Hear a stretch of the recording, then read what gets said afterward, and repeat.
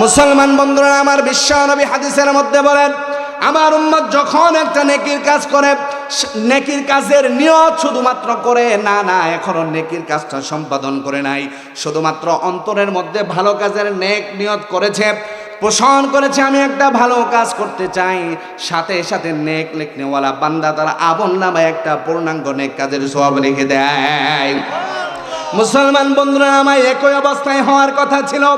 বান্দা যখন বদ কাজের নিয়ত করবে, গুনার নিয়ত করবে, সাথে সাথেই তো কথা ছিল, সমান তো এটাতেই হয় যে সাথে সাথে গুনাহ লেখা হবে। কিন্তু না, মুহাম্মদ আরবি বলেন, কেউ যদি গুনাহের নিয়ত করে গুনাহের কাজ করে নাই, গুনাহ করার জন্য নিয়ত করেছে, সাথে সাথে তার আমলনামায় গুনাহ লেখা হয় না। আর ওই গুনাহ লিখনেওয়ালা ফেরেশতা নেক লিখনেওয়ালা ফেরেশতাকে জিজ্ঞাসা করে, ভাই অমুক বান্দা তো গুনাহ করার জন্য নিয়ত করেছে, তো তার আমলনামায় একটা গুনাহ লিখতে চাই। নেক লিখনেওয়ালা ফেরেশতা বলে, না, এখনো সে গুনাহটা করে নাই, হয়তোবা সে তওবা করবে, গুনাহটা করবে না, সুতরাং গুনাহটা এখনই লেখার সুযোগ নাই। নেকিরটা কিন্তু নিয়ত করার সাথে সাথেই লেখা হয়ে গেছে, গুনাহটা কিন্তু লেখা শুরু হয় নাই বাবা। শুধু তাই নয়, উম্মত যখন গুনাহ করে ফেলে, তখনও বদ লিখনেওয়ালা ফেরেশতারা নেক লিখনেওয়ালা ফেরেশতাকে জিজ্ঞাসা করলো, ভাই এখন তো সে গুনাহ করে ফেলেছে, এখন কি লেখা যায় না? মুসলমান বন্ধুরা আমার, হাদিসের মধ্যে পাওয়া যায়, বিশ্ব নবী বলেন, নেক লিখনেওয়ালা ফেরেশতা বদ লিখনেওয়ালা ফেরেশতাকে বলেন, না, কেন কাটাকাটি করার প্রয়োজন? বান্দা হয়তো এই তো গুনাহ করে ফেলেছে, কিছুক্ষণের মধ্যেই সে তওবা করবে, কাটবে কেন? লেখার প্রয়োজন নাই, অপেক্ষা করো, দেখো তওবা করে ফেলে কিনা। সুবহানাল্লাহ।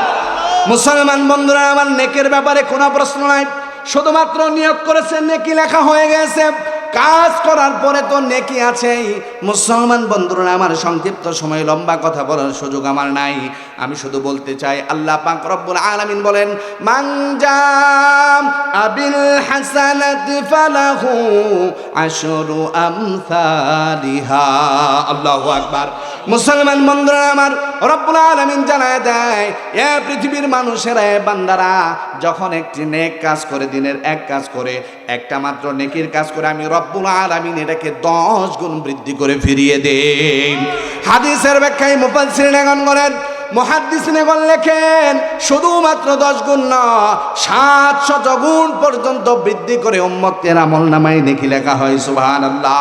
এক বর্ণনায় পাওয়া যায় শুধুমাত্র 700 গুণ না, বিশ্বনবী সাহাবায়ে কেরামকে বলেন 700 গুণ না, রব্বুল আলামিন 700 গুণের চেয়ে অধিক গুণ বেশি পরিমাণ নেকি আমলনামায় লিখে দেয়।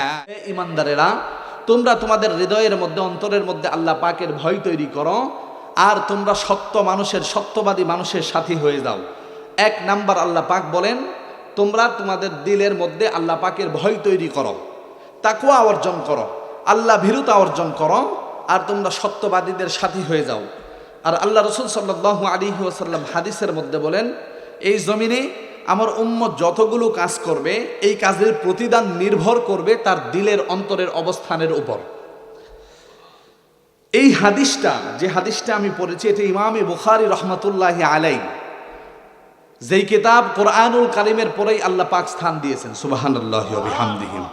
এ পৃথিবীতে সবচেয়ে দামি কিতাব কোরআন। বলেন, দামি কিতাব কি?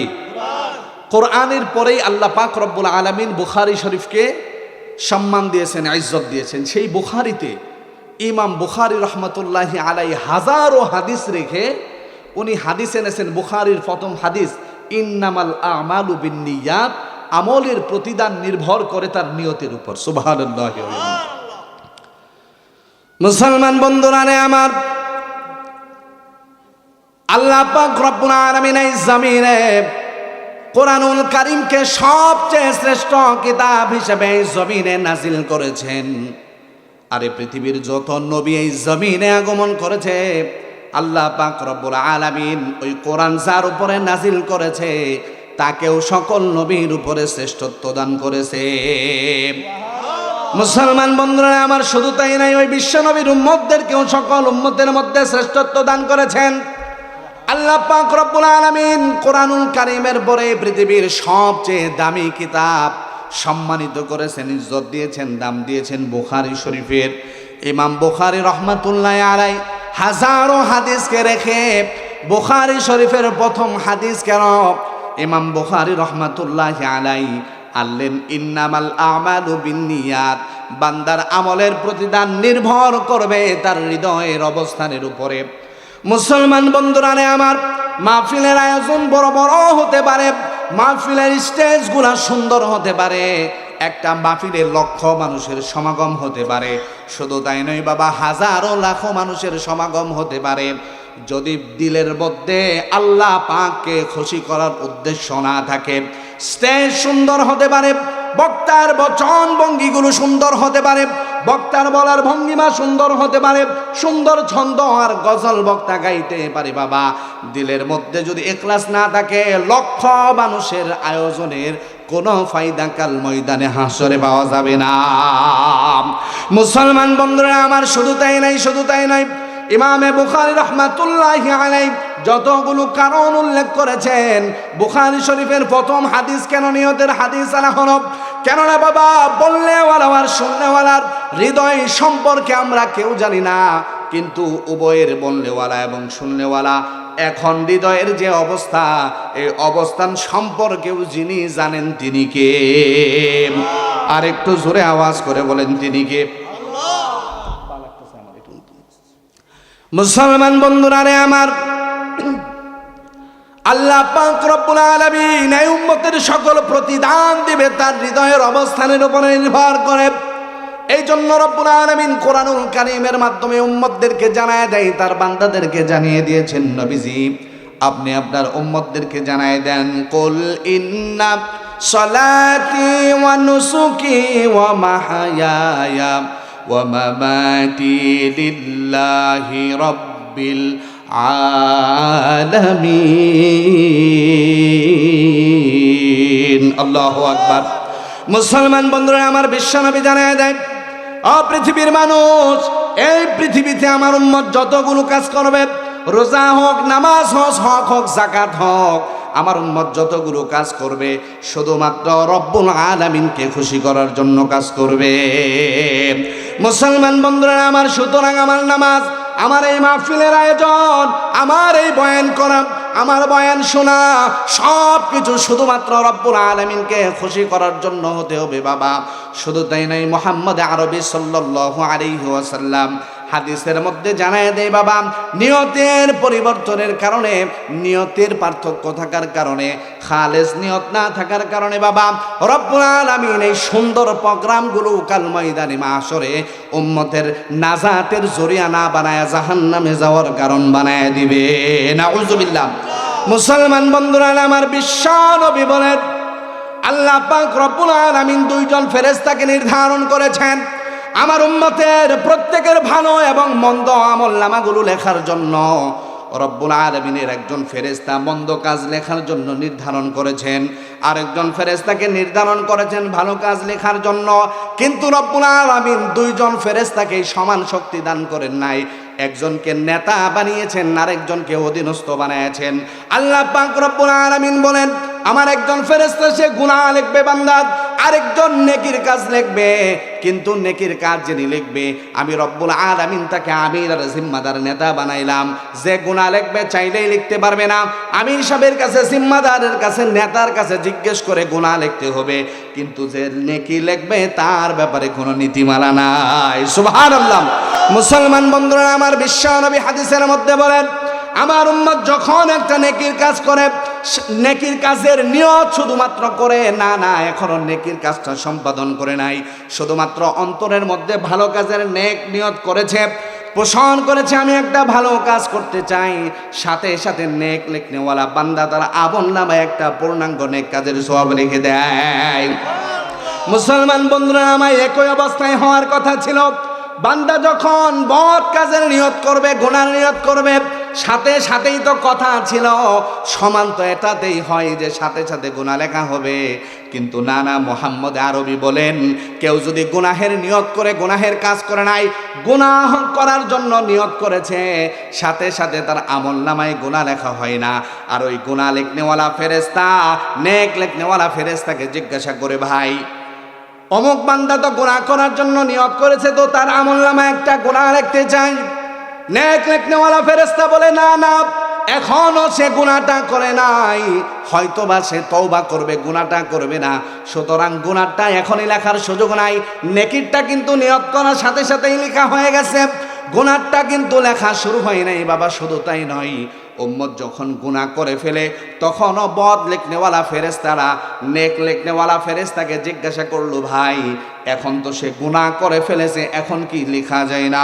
মুসলমান বন্ধুরা আমার, হাদিসের মধ্যে পাওয়া যায় বিশ্ব নবী বলেন, নেকনেওয়ালা ফেরেশতা বদ নেকনেওয়ালা ফেরেশতাকে বলেন, না না, কেন কাটাকাটি করার প্রয়োজন?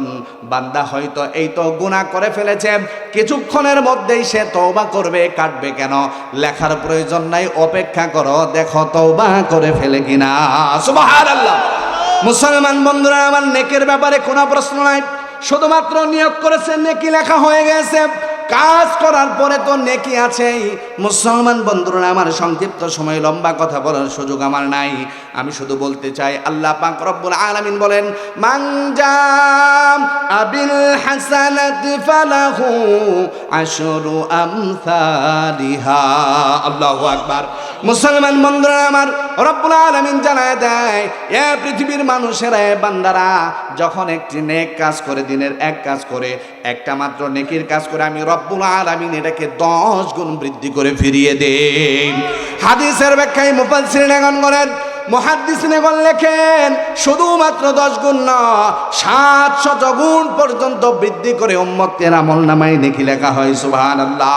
এক বর্ণনায় পাওয়া যায় শুধুমাত্র 700 গুণ না, বিশ্বনবী সাহাবায়ে কেরামকে বলেন 700 গুণ না, রব্বুল আলামিন 700 গুণের চেয়ে অধিক গুণ বেশি পরিমাণ নেকি আমলনামায় লিখে দেয়। মুসলমান বন্ধুরা আমার, ভালো নিয়তের কারণে, নেক নিয়তের কারণে এই মাহফিলগুলো জান্নাতে যাওয়ার যেমন কারণ হবে, বদ নিয়তের কারণে বক্তার সুর, বক্তার বচনভঙ্গি কেমন, বক্তা প্লেনে করে, হেলিকপ্টারে ময়দানে আসলো কিনা, এগুলো দেখার জন্য যারা আগমন করেন বাবা, জাহান্নামে যাওয়ার কারণ এই বান্দার নিয়তগুলো হবে। কথা বলেন ঠিক কিনা? মুসলমান বন্ধুরা আমার, নিয়তের ভেজাল যদি কারো মধ্যে থাকে, বিশ্ব নবী বলে, ও আমার সাহাবীরা রে, আমি বড় ভয় পাই, এই দুনিয়ার জমিন থেকে আমি বিদায় হয়ে যাব, কিন্তু আমার উম্মতেরা গোপন শিরিকের মধ্যে লিপ্ত হবে, গুপ্ত শিরিকের মধ্যে লিপ্ত হয়ে যাবে, আর এই গুপ্ত শিরিকগুলো আমার উম্মতকে ধ্বংস করে দেবে, ধ্বংস হয়ে যাবে তারা। সাহাবায়ে কেরাম জিজ্ঞাসা করলেন, নবীজি, প্রকাশ্য শিরিক সম্পর্কে আমরা জানি যেই গুনাহ রব্বুল আলামিন কোনোদিনও মাফ করবে না, এ পৃথিবীর সকল গুনাহগুলো রব্বুল আলামিন মাফ করে দিবেন, সব গুনাহগুলো রব্বুল আলামিন ক্ষমা করে দিবেন, কিন্তু রবের সাথে যদি কেউ শিরিক করে, অর্থাৎ আসমান এবং জমিনের একচ্ছত্র মালিককে, আর একটু জোরে করে, একটু আল্লাহকে জোরে ডাক দেন, আল্লাহ। মুসলমান বন্ধুরা আমার, আসমান এবং জমিনের একচ্ছত্র ক্ষমতার মালিক রব। কোন মানুষ যদি মনে করে আসমান এবং জমিনের একচ্ছত্র ক্ষমতার মালিক রব না, আরো কয়েকজনকে দিয়ে আসমান আল্লাহ দাঁড় করায় রাখছে, জোরে কই নাউজুবিল্লাহ। শুধু তাই নয় বাবা, কোন মানুষ যদি মনে করে শুধুমাত্র রব্বুল আলামিন কন্যা সন্তান আর পুত্র সন্তান দেয়, এটাই নাই, কোন পীরের কাছে গেলেও কন্যার পুত্র সন্তান পাওয়া যায় বাবা, আল্লাহ পাকের সাথে শিরিক হয়ে গেল। রব্বুল আলামিনের যে শান, সেই শানের সাথে আরেকজনকে তুলনা করা হলো। এমন কোন গুনাহ যদি জমিনে করে বাবা, বিশ্ব নবী বলে দেয় এই গুনাহ রব্বুল আলামিন কোনোদিনও মাফ করবে না। এটা হলো প্রকাশ্য শিরিক। কিন্তু বিশ্ব নবী সাহাবায়ে কেরামকে বলে, ও আমার সাহাবারা, এই দুনিয়ার জমিনে আমি থাকবো না, দুনিয়ার জমিন থেকে আমি বিদায় হয়ে যাব, কিন্তু আমি বড় পেরেশান, আমি বড় চিন্তিত, আমার উম্মত যারা থাকবে তারা গোপন শিরিকের মধ্যে লিপ্ত হবে, আর ওই গোপন শিরিক আমার উম্মতের সকল আমলগুলো ধ্বংস করে দিবে, আমার উম্মতকে ধ্বংস করে দিবে। আল্লাহর হাবিব সাল্লাল্লাহু আলাইহি ওয়াসাল্লামকে সাহাবারা জিজ্ঞাসা করলেন, ও নবীজি, ইয়া রাসূলুল্লাহ, ইয়া হাবিবাল্লাহ, গোপন শিরক সম্পর্কে আমরা জানতে চাই। বিশ্ব নবী বলেন, এ মুসলমান বন্ধুরা আমার, সাদা দাড়িওয়ালা মুরব্বী বাবা, এ কলিজার টুকরা যুবক, পর্দার আড়ালের মা একটু দিলের কানটা লাগায় শোনো মা, এ মুরব্বী বাবা, পায়ে হাত দিয়ে বলি 60-70 বছর হয়ে যায়, এখনো পর্যন্ত আল্লাহ পাকের জন্য নামাজ হয় না, রোজা হয় না, যাকাত হয় না, হজ হয় না বাবা। এই মাহফিলগুলো গতানুগতিক সিস্টেম হয়ে গিয়েছে। আমি যখন এই মাহফিলে আসলাম বাবা, আমি আমার সামনে যতগুলো শ্রোতা দেখছি বাবা, মানুষ না এর চেয়ে দোকানের সংখ্যাও বাহিরে বেশি। কথা কোন ঠিক কিনা? মুসলমান বন্ধুরা আমার, এই মাহফিলগুলো দুনিয়া কামানের জন্য না, মাহফিলগুলো হলো আখিরাত কামানের জন্য। আল কাইয়িসু মান দানা নাফসাহু ওয়া আমিলা লিমা বাদাল মাউত। বিশ্বনবী বলেন, এই জমিনে তারাই সবচেয়ে দামি যারা বসবাস করে জমিনে কিন্তু উপার্জন করে আখিরাতের জন্য। সুবহানাল্লাহ। আমরা যারা উপস্থিত হয়ে গেছি আখিরাতের উপার্জন করছি বাবা, আমরা প্রতিটা মুহূর্ত জান্নাতের ফেরেশতাগুলো আমাদের জন্য আমলনামায় লিখছেন। শুধু তাই নয় বাবা, আমরা তো পাশাপাশি বসেছি। বিশ্বনবী বলেন, ফেরেশতারা এরকম পাশাপাশি না, একজন ফেরেশতা আরেকজন ফেরেশতার কাঁধের উপরে বসে। সুবহানাল্লাহ। সাহাবায়ে কেরাম বলেন, নবীজি ফেরেশতারা একজন আরেকজনের কাঁধের উপরে কেন বসে? বিশ্বনবী জানায় দেয়, ও আমার সাহাবারা জেনে রাখো, একজন ফেরেশতা আরেকজন ফেরেশতার কাঁধের উপরে ভর করে আল্লাহ পাকের আরশে আজিম পর্যন্ত ময়দানের খবর দেওয়ার জন্য পৌঁছে যায়। আল্লাহ পাক বলেন, ও আমার ফেরেশতারা, কেন তোমরা একজনের কাঁধের উপরে ভর করে আরেকজন আসমানে এসেছ? আমি আল্লাহ পাকের আরশের কাছে কেন এসেছ? আল্লাহ পাক রব্বুল আলামিন ফেরেশতাদের জবান থেকে আমাদের প্রশংসা শুনতে যাই। এ মুরব্বী বাবা, আল্লাহ পাক কি জানে না ফেরেশতারা কাঁধের উপরে ভর করে কেন আরশে আজিমে গিয়েছে? আল্লাহ পাক তো জানেন না। এরপর আল্লাহ কেন জিজ্ঞাসা করে? ওই যে বানানোর সময় যখন ফেরেশতাদেরকে জিজ্ঞেস করা হয়েছিল, ফেরেশতারা বলতেছে আল্লাহ ইবাদতের জন্য, সেজদার জন্য, রুকুর জন্য, সব কিছুর জন্য আমরা তো আছি, আবার দ্বিতীয় কি বানানোর দরকার? এরা তো রক্তাক্ত করবে, মারামারি করবে, ঝগড়া ফাসাদ করবে, রব বানানোর প্রয়োজন নাই। আল্লাহ পাক রব্বুল আলামিন ফেরেশতাদেরকে জিজ্ঞাসা করার, ফেরেশতারা বলে, রব শীতের রজনী, বড় কনকনে শীত, এমনকি সারাদিন পরিশ্রম করেছে, রব কোনো কিছুই তাদের বাধা অতিক্রম করতে পারে নাই, সব অতিক্রম করে এরা কোরআনের মাহফিলে উপস্থিত হয়েছে। আল্লাহ পাক রব্বুল আলামিন জিজ্ঞেস করে, কেন? বলে এরা জান্নাতের আশায় আর জাহান্নামের বই। রব বলে, তারা কি জান্নাত জাহান্নাম দেখেছে? না। তো রব বলে, ফেরেশতা তোমরা সাক্ষী থাকো, আমি ঘোষণা করলাম, উপস্থিত যারা হয়েছে, আয়োজন যারা করেছে, বুদ্ধি পরামর্শ দিয়ে মেহনত করে যারা এটা সফল করার জন্য আয়োজন করেছে, পরিশ্রম করেছে, আমি রব তাদের জিন্দেগির গুনাহগুলো মাফ করে দিলাম। সুবহানাল্লাহ। মুসলমান বন্ধুরা আমার, তাহলে আমরা যারা আসতে পারছি আমরা ভাগ্যবান হই, ঠিক কিনা? কথা কোন, আমরা ভাগ্যবান কিনা? মুসলমান বন্ধুরা আমার, বিশ্বনবী ফেরেশতাদের বর্ণনাগুলো আমাদের সামনে হাদিসের মাধ্যমে তুলে ধরেছেন। এবার যখন সাহাবারা প্রশ্ন করলেন, নবীজি আমরা তো প্রকাশ্য শিরিক সম্পর্কে জানি, কিন্তু যেই গোপন শিরিকের কারণে উম্মাত জমিনে ধ্বংস হয়ে যাবে, তার আমলনামাগুলো ধ্বংস হয়ে যাবে আর জাহান্নামে যাওয়ার কারণ হবে, নবীজি সেই গুপ্ত শিরিক সম্পর্কে আমরা জানতে চাই। এ মুরব্বী বাবা, দিলের কানটা লাগায় আমার এই কথাটা শুনেন। নবীজি কত ভয়াবহ কথা বলেছেন।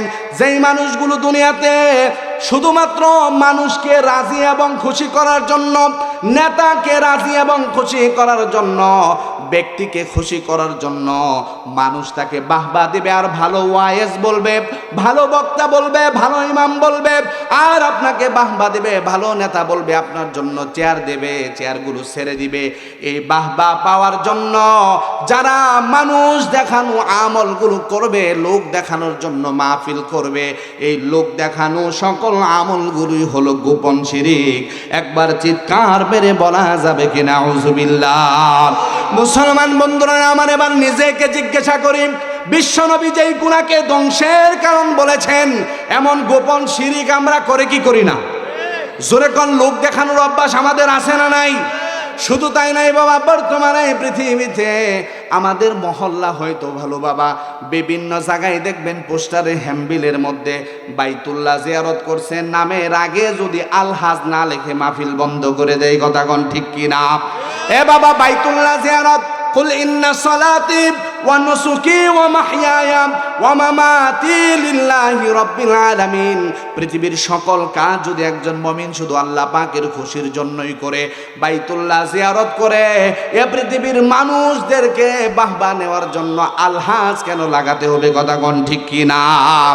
মুসলমান বন্ধুরা আমার, শুধু তাই নয়, আমরা অনেক সময় যখন মাদ্রাসার রিসিপ্টগুলো কাটতে যাই, হঠাৎ করে কোনো একজনের নাম তুমি বাইতুল্লাহ জিয়ারত করেছে, রিসিপ্টটা কাটতে গেলাম, আলহাসার নাম লিখলাম, হুজুরের মুখের দিকে তাকায় আছে, হুজুর করলেন কি?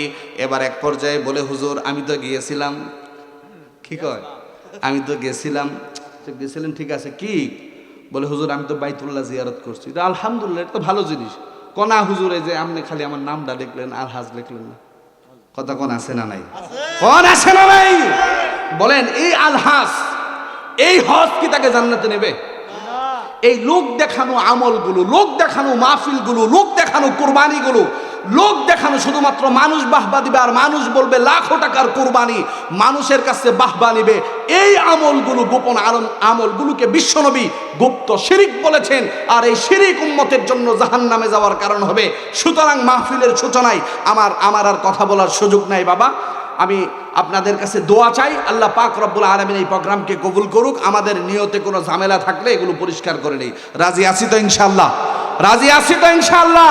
আল্লাহ পাক রব্বুল আলামিন এই মাহফিলকে নাজাতের জরিয়া বানাই দেখ, বলে আমিন। এগুলো যেন আমাদের জাহান্নামে যাওয়ার কারণ না হয়।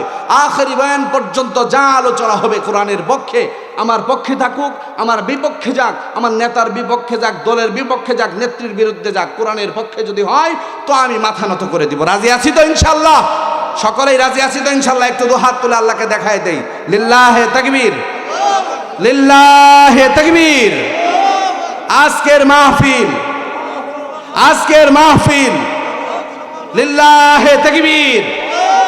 সম্মানিত হাজিরিন, সংক্ষিপ্ত সময় আমি যা বলেছি, আমার 10:45 থেকে 10টার মধ্যে জয়দেবপুর আমার দ্বিতীয় মাহফিল। এখন আমার এখান থেকে রাস্তায় পুরোটা জাম, যাওয়া আমার জন্য খুব কঠিন হয়ে যাবে যদি আমি এখন বয়ান না ছেড়ে দিই। আমি আপনাদের এলাকার সন্তানের মতন লম্বা সময় আমি এখানে আছি। আপনারা বহু বয়ান আমার শুনছেন, জুমার বয়ান শুনছেন, এজন্য আমি আপনাদের কাছে দোয়া চাই। যোগ্য উলামায়ে কেরাম লম্বা সময় পর্যন্ত কথা বলবেন, লম্বা সময় পর্যন্ত যোগ্য উলামায়ে কেরাম কথা বলবেন, তাদের জবান থেকে আপনারা দামি দামি কথা শুনবেন ইনশাআল্লাহ। এবং কি এই মুফতি বশিরউদ্দিন শেরপুরি হাফিজাহুল্লাহ আপনারা তো চিনেন, নাম করা ওয়াইজ হুজুর, আমার বন্ধু মানুষ এবং আমার আত্মীয়। আর মুফতি সুলাইমান হাবিবি সাহেব, উনিও খুব চমৎকার আলোচনা করেন, আমাদের পরিচিত, চমৎকার আলোচনা করেন। আখেরি একবারে মোনাজাত পর্যন্ত প্রত্যেকেই, এই মাহফিল প্রতিদিন আয়োজন হবে না, কথা কোন ঠিক না বে ঠিক? প্রতিদিন আয়োজন হবে? আচ্ছা আচ্ছা আচ্ছা, ঠিক আছে, তাহলে প্রতিদিন আয়োজন হবে। এটা প্রতিদিন হবে না। এই যে আমার আওয়াজ দেন না, আপনারা জানেন যে আমি মেজাজ, আমার কথা বলার ধরন ভিন্ন, কথা কোন ঠিক না বে ঠিক? আমার কথা বলার মেজাজ একটু ভিন্ন, আমি ভিন্ন ধাঁচে কথা বলি। এই জন্য অনেক সময় অনেক গালি, বকা, নির্যাতন সহ্য করা লাগছে। কিন্তু ওলামায়ে কেরাম যত জুলুমই আসুক, নির্যাতন আসুক, ওলামায়ে কেরাম কি হকের পথ ছাড়তে পারে? জোরে আওয়াজ দিয়ে বলেন, ছাড়তে পারে? আপনারা যারা আমাকে মহব্বত করেন আপনারা জানেন, না আছে বাবা এখানে, না আছে মা, না পৃথিবীর কোনো চেয়ার, না কোনো শক্তি আছে, শুধুমাত্র আমার কাছে ঈমান আছে আর আমার রবের প্রতি বিশ্বাস আছে। এ পৃথিবীর সকল মানুষ আমার বিরুদ্ধে চলে গেলেও আমি যদি কোরআনের পক্ষে কথা বলি, পুরা দুনিয়ার মানুষ মিলেও আমার কিচ্ছু করতে পারবে না, কথা কোন ঠিক কিনা? তো এটা সম্পূর্ণ আল্লাহ পাকের হাতে। মুসলমান বন্ধুরা আমার, আল্লাহর হাবিব সাল্লাল্লাহু আলাইহি ওয়াসাল্লামের অসংখ্য হাদিস দেখে ইমাম বুখারী রাহমাতুল্লাহি আলাইহি প্রথম হাদিসটাই বুখারী শরীফের শুরুতেই যেহেতু এনেছেন বাবা, বড় হাদিসটা বড় দামি আর সম্মানী ইজ্জতওয়ালা হাদিস বাবা, এই জন্যই আমরা আমল করব, শেষ পর্যন্ত আমলের নিয়তে কথা শুনবো। আল্লাহ পাক রব্বুল আলামিন কোরআনুল কারীমের মধ্যে বলেন, কুল ইয়া আইয়ুহান নাসু ইন্নী রাসূলুল্লাহি ইলাইকুম জামিআনিল্লাযী লাহু মুলকুস সামাওয়াতি ওয়াল আরদ। আল্লাহু আকবার। বিশ্ব নবীকে উদ্দেশ্য করে নবীজি বলেন, নবীজি আপনাকে আমি পুরা সমস্ত মানব জাতির জন্য নবী বানায়া পাঠাইছি। ওগো নবীজি, আপনি কুল কায়নাতের নবী, আপনি আসমান এবং জমিনের নবী। নবীজি এই পৃথিবীর সৌন্দর্যকে নবীজি আমি আপনার জন্য সৌন্দর্য মানে বৃদ্ধি করেছি। বিশ্বনবী মুহাম্মদ আরবি সাল্লাল্লাহু আলাইহি ওয়াসাল্লামকে আল্লাহ পাক জানায় দেই, বন্ধু যতগুলো নবী এই জমিনে আগমন করেছে সকল নবীর উপরে নবীজি আপনাকে আমি শ্রেষ্ঠত্ব দান করেছি। শুধু তাই নয় নবীজি, আপনি যতক্ষণ পর্যন্ত ময়দানে মাহশরে জান্নাতে প্রবেশ না করবেন নবীজি, লক্ষাধিক কোন নবীকে আমি রব জান্নাতে প্রবেশ করার অনুমতি দিব না। সুবহানাল্লাহ, আরেকটু জোরে বলা যায় না? আরেকটু জোরে বলে সুবহানাল্লাহ। তাহলে আমাদের নবী বড় দামি, আমাদের নবী জান্নাতে প্রবেশ না করা পর্যন্ত অন্য কোন নবী প্রবেশ করবে না। মুসলমান বন্ধুরা আমার, বিশ্ব নবী বলে শুধু তাই নয়, এ উম্মতেরা তোমরা হয়তো চিন্তা করেছ শুধুমাত্র পয়গাম্বর আরবি শেষ পয়গাম্বরকে আল্লাহ পাক ইজ্জত দিয়েছেন। বিশ্বনবী বলেন না না, আমার উম্মতদেরকেও আল্লাহ পাক রব্বুল আলামিন ইজ্জত আর সম্মান দান করেছে। আমার উম্মত যতক্ষণ পর্যন্ত জান্নাতে প্রবেশ না করবে আল্লাহ পাক জানায় দেয় হাবিব ততক্ষণ পর্যন্ত ১.৫ লক্ষ নবীর কোন উম্মত জান্নাতে প্রবেশ করতে পারবে না। নবীকে দামি বানিয়েছেন, কোরআন শ্রেষ্ঠ বানিয়েছেন। ১০৪ কিতাবের মধ্যে সবচেয়ে শ্রেষ্ঠ কিতাব হলো কোরআন। লক্ষাধিক নবীর মধ্যে শ্রেষ্ঠ মর্যাদার নবী হলো আপনার আমার নবী। আর যত নবীর উম্মত জমিনে আগমন করেছেন আল্লাহ পাক মুহাম্মদ আরবির উম্মতদেরকে প্রত্যেক উম্মতের মধ্যে শ্রেষ্ঠত্ব দান করেছেন। আমরা দামি, আমরা ইজ্জতওয়ালা। আল্লাহ পাক আমাদেরকে ইজ্জত দান করেছেন, সম্মান দান করেছেন, দামি কিতাব দিয়েছেন, নবী দিয়েছেন। কিন্তু আমরা আমাদের ইজ্জতগুলোকে নষ্ট করে ফেলেছি। কথা কোন ঠিক না বেঠিক? আমরা আমাদের ইজ্জতগুলো নষ্ট করে ফেলেছি। আমাদের যে ওজন, আমাদের যে দাম আর মর্যাদা আল্লাহ পাক দিয়েছেন এগুলো আমরা নষ্ট করে ফেলে। যদি নষ্ট না করতাম তো আজকের পৃথিবীতে পুরা দুনিয়া মুসলমান শাসন করতো, ঠিক কিনা? কিন্তু আমরা কি শাসন করছি? না, পুরা দুনিয়ায় আমরা শুধু মার খাচ্ছি। তো আল্লাহ পাক রব্বুল আলামিন আমাদেরকে দিন সহি বুঝার তৌফিক দান করুক। আল্লাহ পাক উলামায়ে কেরামের জবান থেকে যা কথা আসবে আমলের নিয়তে শোনার তৌফিক দান করুক। আমি ভাঙাচোরা যে কথাটুকুই বলেছি আল্লাহ পাক রব্বুল আলামিন বলনেওয়ালা এবং শুননেওয়ালা উভয়কে আমল করার তৌফিক দান করুক। ওয়া আখির দাওয়ানা।